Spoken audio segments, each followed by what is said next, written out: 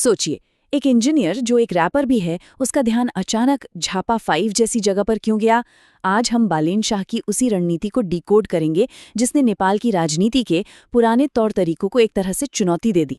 तो सवाल यही उठता है, एक इंजीनियर और रैपर जिसकी अपनी एक बिल्कुल अलग पहचान है, उसने अपने राजनीतिक सफर के लिए झापा 5 को ही क्यों चुना? अब ये फैसला पहली नजर में थोड़ा अजीब लग सकता है ना? लेकिन इसके पीछे एक बहुत ही सोची समझी और दिलचस्प रणनीति छिपी हुई है। झापा 5 को चुनने के पीछे की वजह को समझने के लिए हमें पहले बालेन शाह को समझना होगा। उनकी जो ये दोहरी पहचान है ना, उसी में इस पूरी राजनीतिक पहेली का जवाब छिपा है। देखिए, ये कोई टिपिकल राजनेता नहीं है। एक तरफ है उनका इंजीनियर वाला दिमाग जो हर फैसले को आंकड़ों, डेटा और एनालिसिस से तौलता है, और दूसरी तरफ है उनका रैपर वाला अंदाज जो नियमों को चैलेंज करता है और सीधे लोगों से, खासकर युवाओं से कनेक्ट करता है।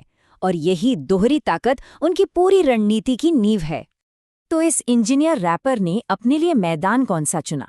चलिए जरा झापा 5 के राजनीतिक अखाड़े को और करीब से देखते हैं और समझते हैं कि यहाँ असली चुनौती थी क्या। झापा 5 कोई खाली मैदान नहीं था। यहाँ की राजनीति में कुछ पार्टियों की जड़ें मतलब दशकों से जमी हुई थी। उनका अपना एक मजबूत वोट बैंक था और जमीनी स्तर पर उनकी पकड़ बहुत गहरी थी। किसी भी बाहरी के लिए यहाँ सेंध लगाना आसान नहीं था। और यहाँ की राजनीति पर दो बड़ी पार्टियों, सुप्रीम पार्टी और कांग्रेस का पूरा दबदबा था। किसी भी नए उम्मीदवार के लिए इस किले को भेदना लगभग नामुमकिन सा माना जाता था। ये आंकड़े खुद कहानी बता रहे हैं कि ये लड़ाई कितनी कठिन थी और जीतना कितना मुश्किल। तो फिर इतने मुश्किल मैदान में बालेन की रणनीति क्या थी? ये सिर्फ चुनाव लड़ने का जुनून नहीं था, नहीं, इसके पीछे एक गणित, मनोविज्ञान और एक बिल्कुल साफ मकसद का एक सटीक मेल था। ये कोई हवाई फैसला नहीं था, बल्कि एक बहुत ही कैलकुलेटेड मूव था।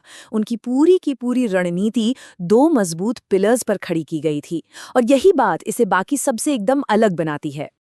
पहला पिलर था सिंपल मैथमेटिक्स।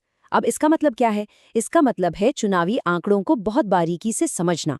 कहाँ कितने वोट हैं, लोगों का वोटिंग पैटर्न क्या रहा है, किस इलाके में कौन रहता है, इस सब का पूरा एनालिसिस करके जीत का एक साफ सुथरा रास्ता निकाला गया। लेकिन हम सब जानते हैं, सिर्फ गणित से चुनाव नहीं जीते जाते। तो दूसरा पिलर था वोटर्स की साइकोलॉजी को समझना। मतलब लोग असल में सोचते क्या हैं, उनकी उम्मीदें और उनके डर क्या हैं, और कौन सी बात सीधे उनके दिल तक पहुंचेगी। इस पर पूरी तरह से काम किया गया। तो ठीक है, गणित और मनोविज्ञान का ये फॉर्मूला तो बन गया, लेकिन इसे लाखों लोगों तक पहुंचाया कैसे गया? इस रणनीति को असलियत में बदलने के लिए एक खास हथियार का इस्तेमाल किया गया, और वो था द फेसबुक फैक्टर। सोचिए, एक बाहरी उम्मीदवार जिसके पास पारंपरिक पार्टियों जैसी बड़ी मशीनरी नहीं होती, वो अपनी आवाज कैसे फैलाएगा? 21वीं सदी में पॉलिटिकल पहुंच डिजिटल माध्यमों से ही बनती और बढ़ती है। इस अभियान में फेसबुक जैसे प्लेटफॉर्म ने पारंपरिक तरीकों को बहुत पीछे छोड़ दिया। रैलियों और पुराने मीडिया के मुकाबले डिजिटल पहुंच ने मैसेज को कई गुना ज्यादा लोगों तक पहुंचाया, और यही इस पूरी रणनीति का सबसे बड़ा गेम चेंजर साबित हुआ। तो कुल मिलाकर ये एक सीधा साधा 3 स्टेप का गेम प्लान था।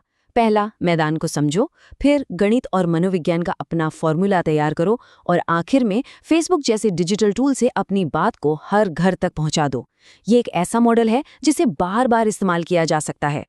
तो आखिर में सवाल ये बचता है, क्या ये सिर्फ एक चुनाव जीतने की कहानी है, या राजनीति के भविष्य की एक झलक? क्या डेटा, मनोविज्ञान और सोशल मीडिया का ये कॉकटेल अब उन सभी के लिए एक नया हथियार है जो राजनीति के पुराने खिलाड़ियों को चुनौती देना चाहते हैं? शायद राजनीति अब वैसी नहीं रही जैसी हम उसे जानते थे।